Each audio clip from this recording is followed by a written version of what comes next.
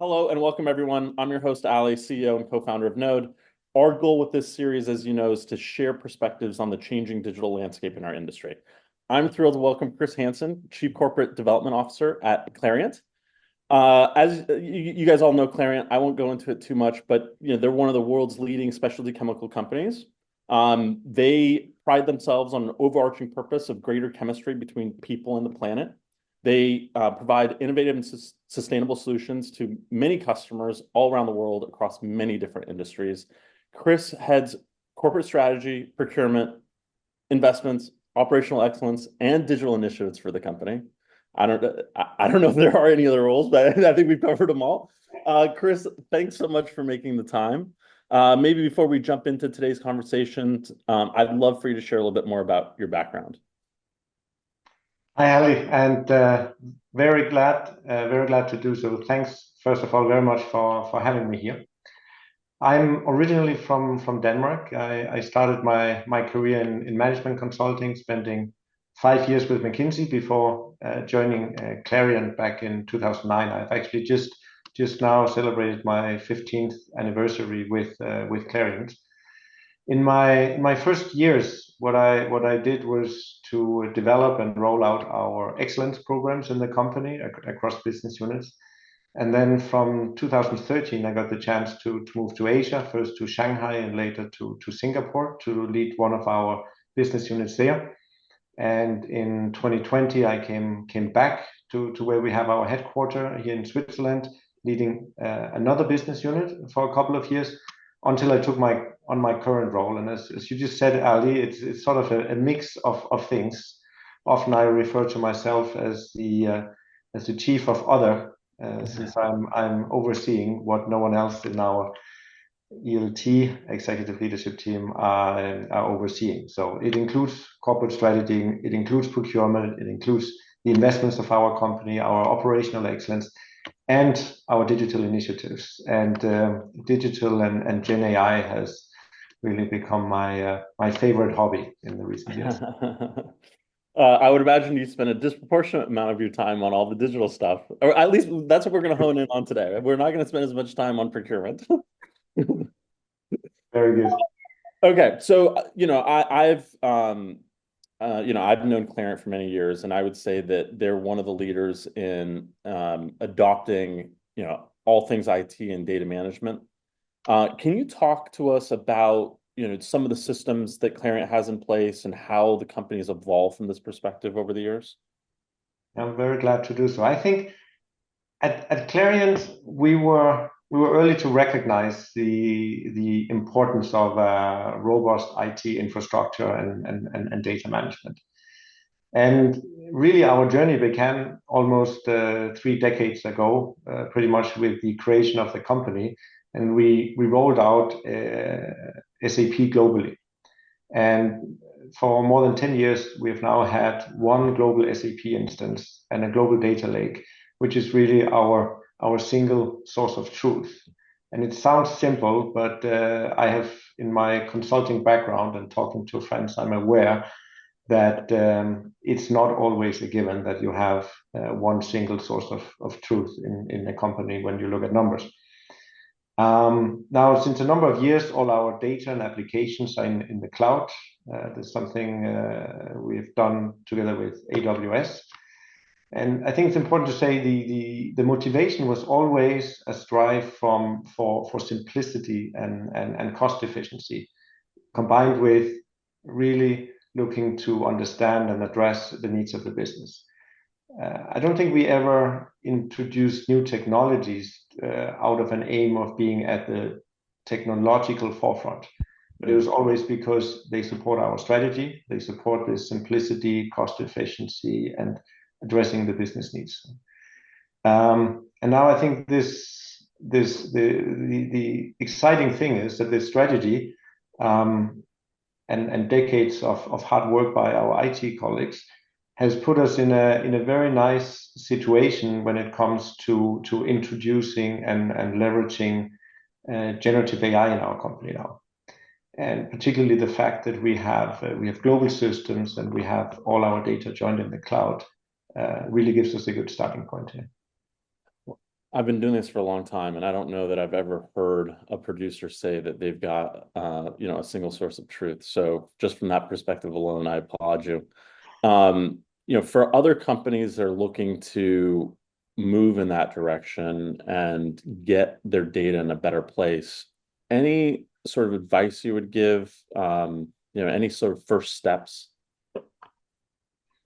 Yeah, I think, of course, the best course will always depend on a given company's context and strategy, and of course on the company's legacy IT environment. And I think a lot of companies, especially in our industry, have gone through a lot of acquisitions, and as a consequence of that, they end up with very fragmented IT landscapes. We have, you can say, been in a situation where we have, fortunately or unfortunately, over the past decade, sold more businesses than we've acquired, and that has made this a little simpler for us as well. But my general advice, I think, would be, irrespective of the starting point, would be really to focus on data integration into a data lake or the like, and working on the quality of your master data and other data. And from what I hear talking around the industry, nowadays there are quite some flexible solutions out there as well that can enable this in a way that wasn't possible even a few years ago. So that this legacy IT architecture that is often sort of a stumbling block early on becomes less of a hindrance, at least. But in the end, it's still quality data that is the key for quality insights and for an IT-enabled impact. So if I should sort of hone down my recommendation, it would be really to invest in data quality and then to leverage it. And that is probably then also the most important thing that I get to hear when it comes to leveraging our data and leveraging our technology. It comes down to people and change management, really.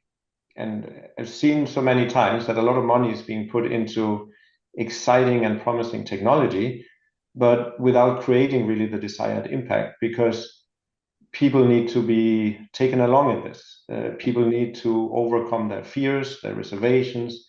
In the end, they simply just need to change their habits, and we're all humans. And I think change is sort of the hard stuff for most of us. We need to change how we work, how we do things. Yeah, I'm thrilled that you mentioned all that. I mean, across the industry, I've seen so many digital projects fail because of the reasons you just suggested, because they see some shiny object and they want to bring it into the organization, but they forget about laying the foundation correctly in order to be able to enable said systems and make sure that people adopt said systems.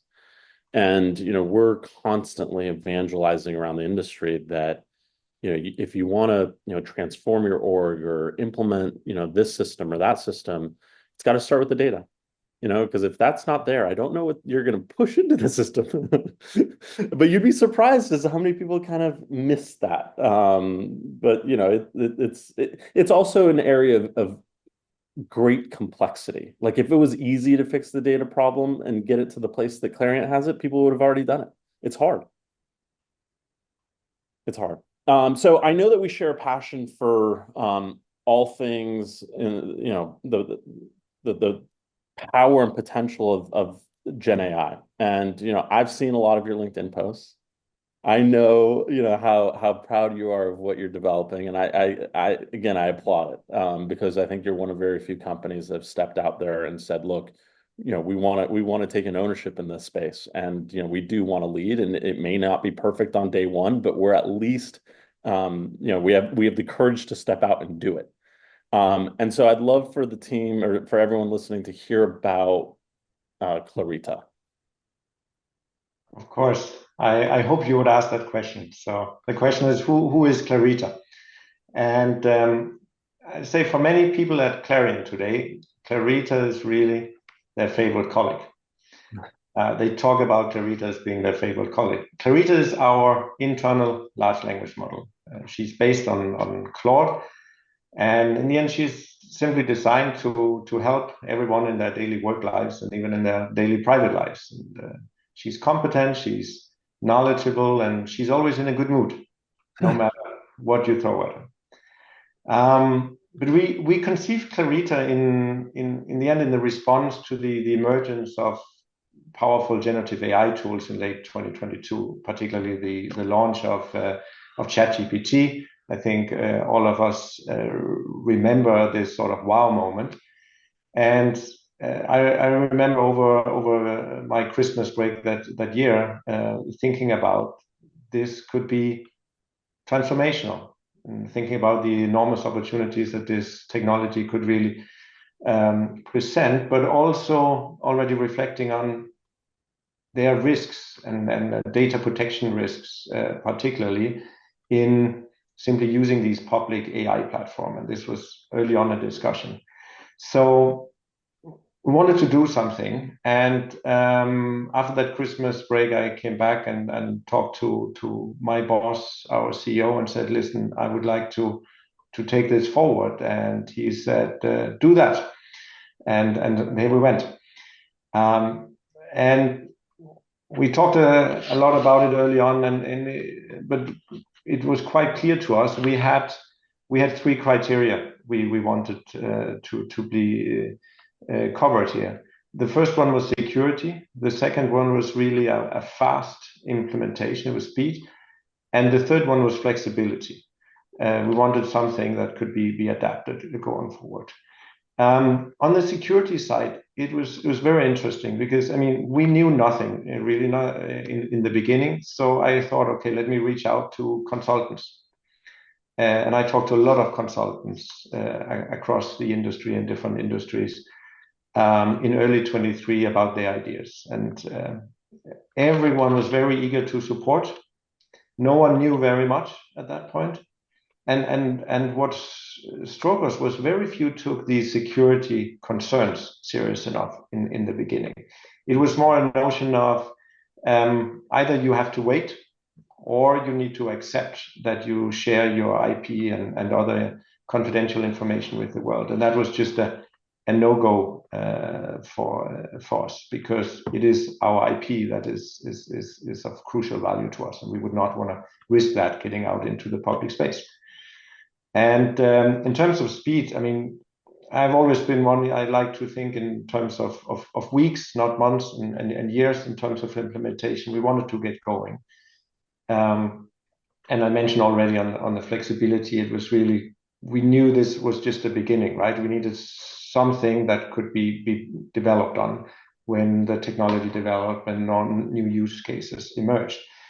And maybe one more thing to add, we wanted this to be available for all our employees. I think this was fundamental in the beginning. We did not want to create a small pilot with a small group that then never got to impact. So fundamental criteria is we wanted this open for everyone from day one.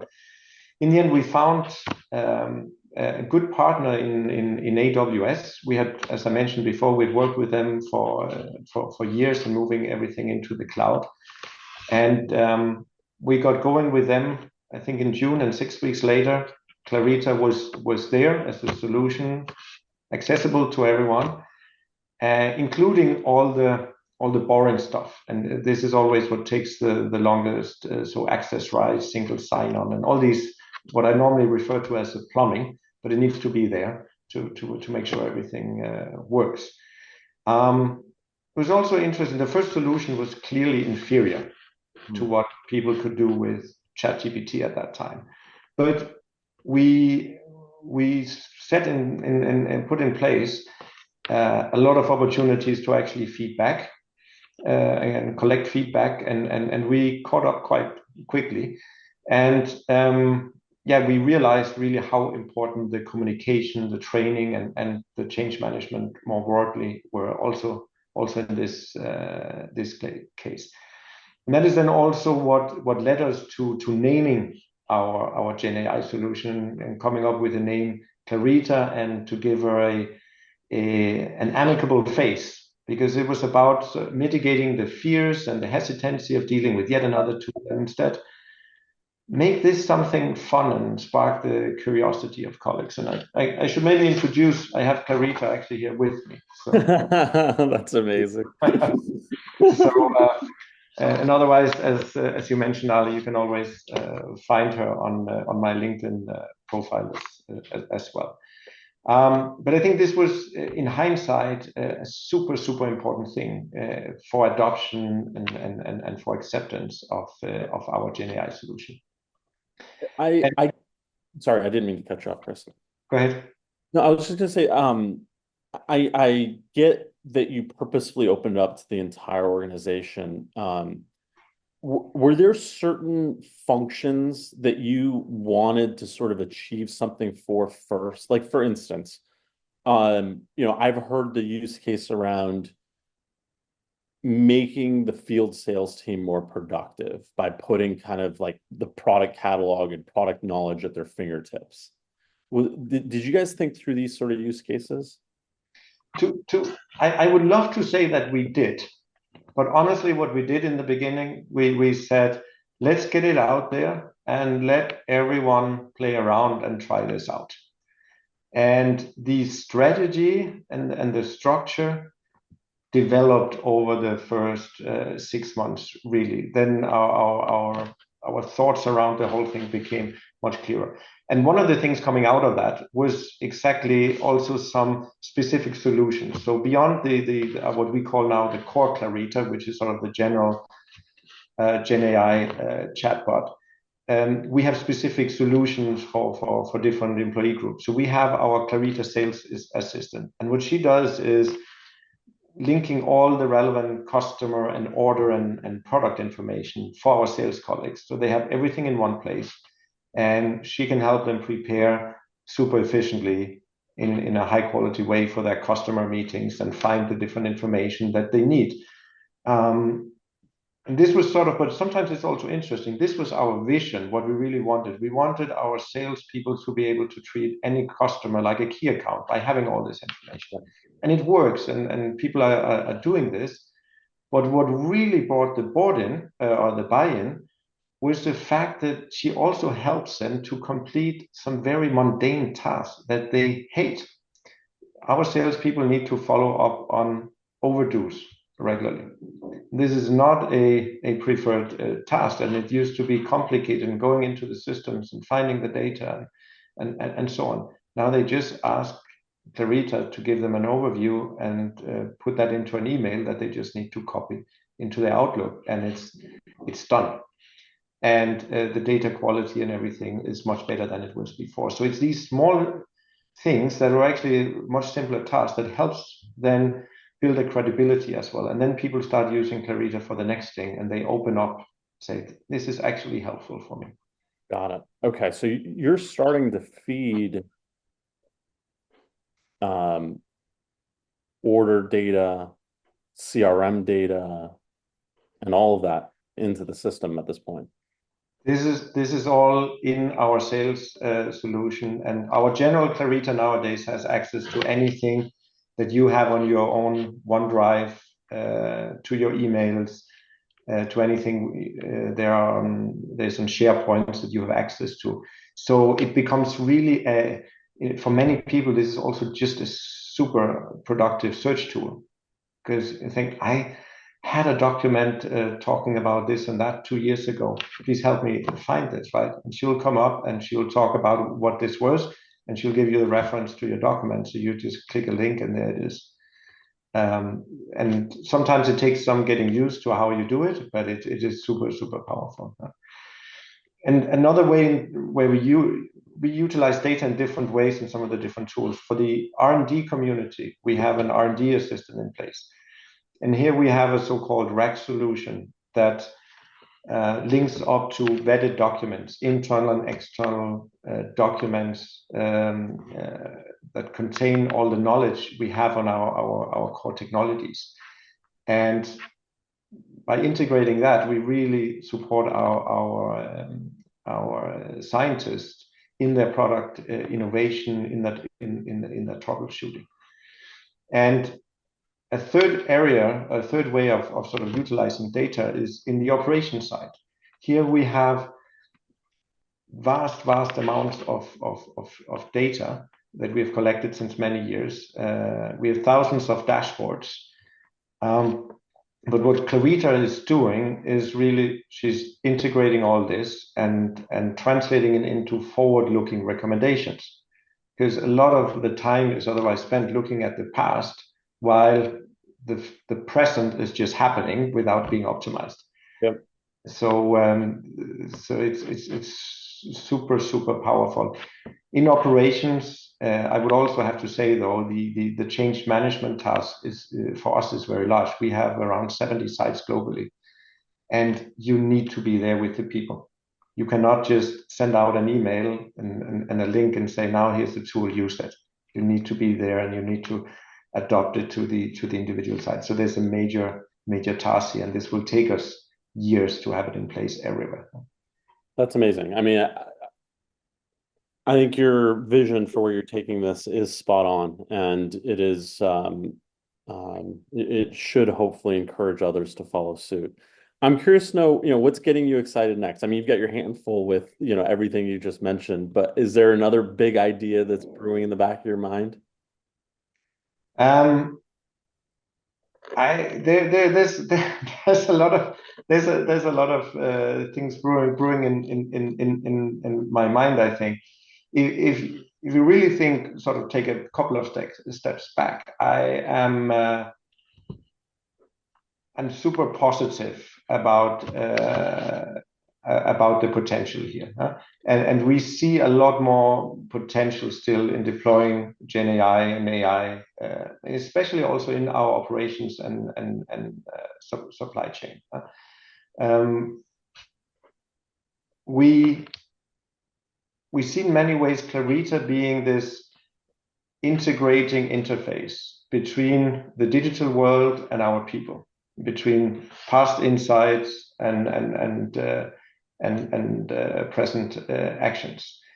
And again, back to operations, we see that we're using Clarita to use the past knowledge in optimizing how we run the next order on the schedule. We have focused initially, also because it's sort of a very positive topic, we're focused on reducing energy consumption.